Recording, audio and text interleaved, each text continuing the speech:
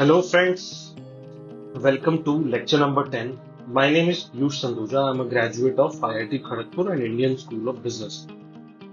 तो अब तक हम लोग एक्चुअली ये पढ़ रहे हैं कि सप्लाई चेन का ऑब्जेक्टिव क्या होता है और सप्लाई चेन में ट्रांसपोर्टेशन का क्या रोल है एंड डिफरेंट एस्पेक्ट्स हम समझने की कोशिश कर रहे हैं सप्लाई चेन की। बट सप्लाई चेन के जो डिसीजंस हैं वो इम्पोर्टेंट क्यों हैं? बहुत ही बेसिक चीज से स्टार्ट करते हैं ये लेक्चर। तो सप्लाई चेन के डिसीजंस इंपॉर्टेंट इसलिए हैं क्योंकि किसी भी सक्सेसफुल बिजनेस के लिए सप्लाई चेन का सक्सेस होना बहुत ही ज्यादा जरूरी है। इसीलिए सप्लाई चेन के डिसीजंस बहुत ही इंपॉर्टेंट होते हैं। और सप्लाई चेन की सक्सेस क्या होती है, जैसा हमने कि लास्ट लेक्चर्स में पढ़ा था कि सप्लाई चेन का जो ऑब्जेक्टिव होता है वो होता है कि consumer surplus and supply chain profitability को इंक्रीज करना। तो success of supply chain is also the same. तो अब इसको हम एक एग्जांपल से समझने की कोशिश करते हैं। पहला एग्जांपल ये लेते हैं कि देखो, वॉलमार्ट जो है वो बहुत ही बड़ा ह्यूज सक्सेस स्टोरी है। वो क्यों है, इतना बड़ा सक्सेस क्यों बना था? Because of its supply chain decisions. जैसे कि 1980s में वॉलमार्ट का जो टर्नओवर था वो था $1 बिलियन का, और 2010 में इनका जो टर्नओवर था वो था $408 बिलियन का, और टोटल इनकी जो नेट इनकम थी वो थी $14.3 बिलियन। अब इतनी ह्यूज सक्सेस तो इसीलिए बने थे क्योंकि उनकी supply chain decisions they worked in favour of Walmart creating this huge success. Walmart का ऑब्जेक्टिव क्या था, यूएसपी क्या था बिजनेस में? वो था कि they wanted to provide huge product variety and availability at cheaper prices। मतलब कि वो कस्टमर्स को वैरायटी प्रोवाइड करना चाहते थे कि आप वॉलमार्ट के स्टोर पे आए तो आपको ह्यूज वैरायटी मिले। ऐसा ना हो कि कोई सामान ऐसा हो जो रह जाए वहां से नहीं। तो वैरायटी, बहुत ज्यादा वैरायटी, और अवेलेबिलिटी, ऐसा नहीं कि प्रोडक्ट है तो बट उस टाइम अवेलेबल नहीं है, तो अवेलेबिलिटी, और वो भी चीपर प्राइसेस। तो इसीलिए लोग वॉलमार्ट पे आते हैं। अब ये इन्होंने किया कैसे, ये कहना तो आसान है। तो अब देखते हैं कि वॉलमार्ट की जो है ओवरऑल सप्लाई चेन कैसी है। तो पहला जो चीज इन्होंने किया, जैसा आप डायग्राम में भी देख रहे हो, कि वॉलमार्ट ने एक डिस्ट्रीब्यूशन सेंटर के अराउंड एक क्लस्टर में स्टोर्स बनाए, रिटेल स्टोर्स होते हैं, जैसा आप देख रहे हैं। अब ऐसा इन्होंने किया। तो अब क्या, जब हम कहते हैं कि यार प्रोडक्ट की अवेलेबिलिटी जो है ज्यादा होनी चाहिए, हर वक्त अवेलेबल होना चाहिए जब भी कस्टमर आए, और वैरायटी भी बहुत ह्यूज होनी चाहिए, तो इसका मतलब उन स्टोर्स को बार बार रिप्लेनिश करना पड़ेगा कि जैसे ही कोई प्रोडक्ट खत्म होने वाला हो उसकी वो जो है वो रीफिल हो जाए। तो रीफिल जो होता है वो होता है डिस्ट्रीब्यूशन सेंटर से। तो इसीलिए डिस्ट्रीब्यूशन सेंटर के अराउंड उन्होंने स्टोर्स बना दिए।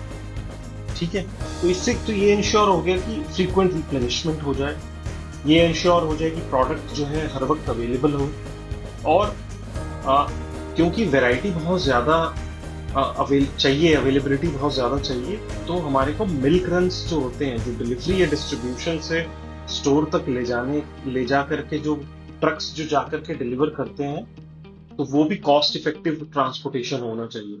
अब क्यों? क्योंकि एक ही क्लस्टर के अंदर स्टोर्स हैं, तो एक छोटा ट्रक अगर भर के जाएगा तो वो 3-4 स्टोर्स को एक साथ पूरा ट्रक भर के जो है वो डिलीवर कर सकता है। तो उससे क्या कॉस्ट ऑप्टिमाइजेशन भी उनको मिला।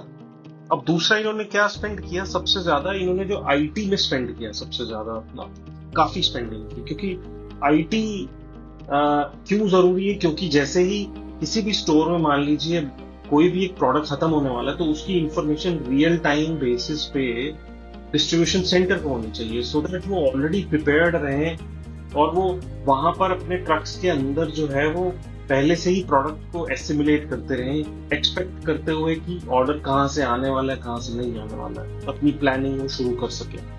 तो रियल टाइम डेटा स्टोर करने की बहुत ज्यादा जरूरत थी।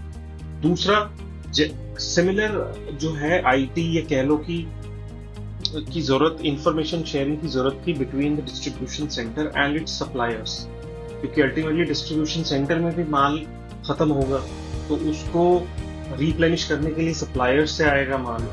तो अब सप्लायर्स तक भी एक रियल टाइम बेसिस पे इंफॉर्मेशन ट्रांसफर होने की जरूरत है, और ये इंश्योर करने की जरूरत है कि सप्लायर से जो है फुल ट्रक लोड मटेरियल का है, ऐसा नहीं कि आधा ट्रक ट्रांसफर हो।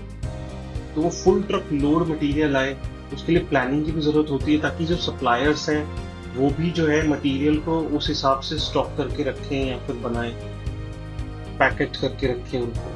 तो इससे ये इंश्योर हुआ कि सप्लायर और डिस्ट्रीब्यूशन सेंटर के बीच में फुल ट्रक लोड मटेरियल जाए, so that logistics and transportation की जो कॉस्ट है वो ऑप्टिमाइज है। तो ये जो दो चीजें वॉलमार्ट ने करी, इससे वो एक ह्यूज सप्लाई चेन सक्सेस बना। अब दूसरा एग्जांपल लेते हैं हम इंडिया का। अब इंडिया में हमें पता है कि स्विगी एंड टाइनी आउल करके फूड डिलीवरी स्टार्टअप्स हैं। तो स्विगी एक बहुत ह्यूज सक्सेस हो चुका है, नंबर 1 पोजीशन पे ही है मॉरलेस। टाइनी आउल जो बेसिकली उसी के टाइम पे ही स्टार्ट हुआ था और सिमिलर अमाउंट ऑफ फंड्स भी रेज किए थे, टाइनी आउल फेल हो चुका है और वो बंद हो चुका है। तो ऐसा क्यों? तो ब्रॉड लेवल पे ये है कि उनकी सप्लाई चेन में एक स्टेप ऐसा था जो स्विगी करता था और टाइनी आउल नहीं करता था, और उसी की वजह से स्विगी जो है सक्सेसफुल रहा और टाइनी आउल फेल हो गया। तो जैसा आप देख रहे हैं डायग्राम्स में, तो ऊपर के डायग्राम में आप देखोगे तो आपको समझ आएगा कि कस्टमर ऑर्डर प्लेस करता है स्विगी पे, स्विगी फिर वो इंफॉर्मेशन पास ऑन करता है रेस्टोरेंट पे, और रेस्टोरेंट फिर जो है वो ऑर्डर को प्रिपेयर करना शुरू करता है। और रेस्टोरेंट फिर जब वो फूड प्रिपेयर हो जाता है, फिर वो लॉजिस्टिक्स के थ्रू डिलीवरी बॉय जो स्विगी का है वो रेस्टोरेंट में पहुंच जाता है और फूड को पिक करता है और फूड को लेकर के वो कस्टमर को डिलीवर कर देता है। सिमिलरली फंड भी जो है पूरा स्विगी मैनेज कर रहा है, क्योंकि कस्टमर स्विगी को पे करता है और स्विगी फिर रिस्पेक्टिव पार्टीज को पे करता है, जैसा कि डायग्राम में। बट यहीं पे अगर आप देखो टाइनी आउल के मॉडल में, अब टाइनी आउल के मॉडल में जो फंड और इंफॉर्मेशन का जो ट्रांसफर है कस्टमर और रेस्टोरेंट के बीच में, वो तो एग्जैक्टली सिमिलर ही था जैसा कि स्विगी में था।